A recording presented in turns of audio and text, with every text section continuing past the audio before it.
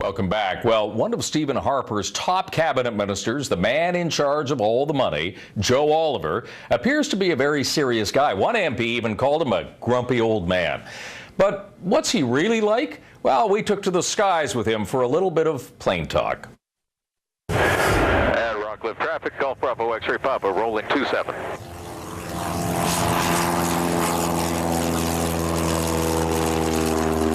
Minister of Finance, Joe Oliver, welcome to Plane Talk. Well, thank you very much. I'm delighted, I guess, to be in your hands. Well, I'd save that until we land, and then Okay. We'll reserve judgment. we'll reserve judgment. I want to ask a personal question here. What is your greatest guilty pleasure? Well,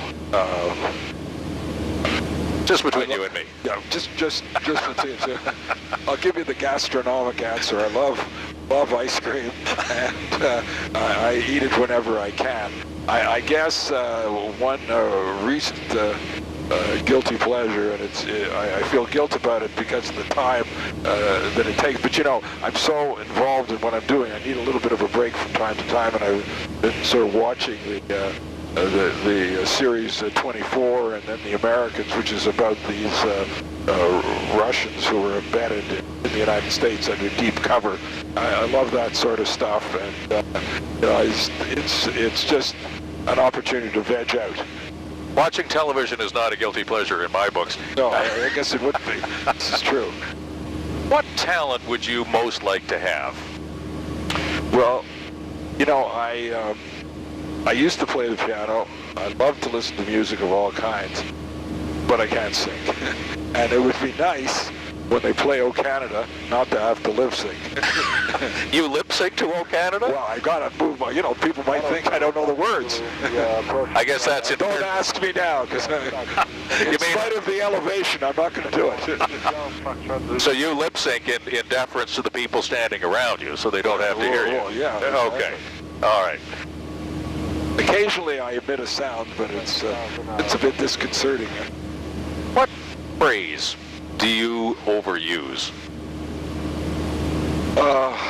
It's a fact that I say something. It's a fact. It's a fact. And Sometimes when it's not a fact? The reason I do is that it is a fact. And that is a fact, but people who may have a different view don't regard it as the fact which it is. So sometimes that may be overused. Okay. Another personal question for you. Under what circumstances do you lie? Well, I guess, you know, white lies are told to avoid hurting people. They're also used when no one really wants an answer. For example, I'm often asked, and I don't quite know why, how's everything? Well, no one really wants to know how everything is. And, you know, they are quite happy with fine.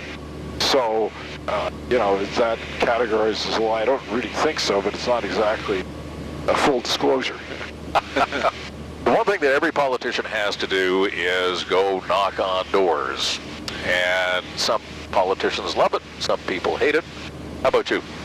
Well, I find it strangely addictive. It's very important to listen to your constituents. I'll tell you an instance of that. I was having lunch. I was about to order lunch at United Bakers, which is sort of an iconic restaurant in Variety, just opposite my constituency office, and a gentleman came up to me and he said, "Are you Joe Oliver?" "Yes." "The Minister of Finance." "Yeah." I said, "Well, Minister, I have some advice for you. It's very important, so listen carefully. Make sure you order the cabbage rolls. They're very delicious." And did you? Oh, well, I had to. Listen to your constituents. Very important. You didn't sing for him, did you? No. Okay. No, I'm trying to win the next one. So if there was one occasion where you would sing publicly, where would that be? Well, if asked, I suppose I could go to the Liberal nomination meeting in Eglinton Lawrence. That might clear out the house. But hasn't Eve Adams already heard you sing? I heard that's why she left the party, but I... Well, that's the first time I heard that, but we all make our contributions in different ways. Final question for you. What's the most fun that you've had in politics? Some of the zingers in the House were kind of fun. And, is there one that you remember that you like the best? well, someone who maybe I won't name referred to me as a grumpy old man.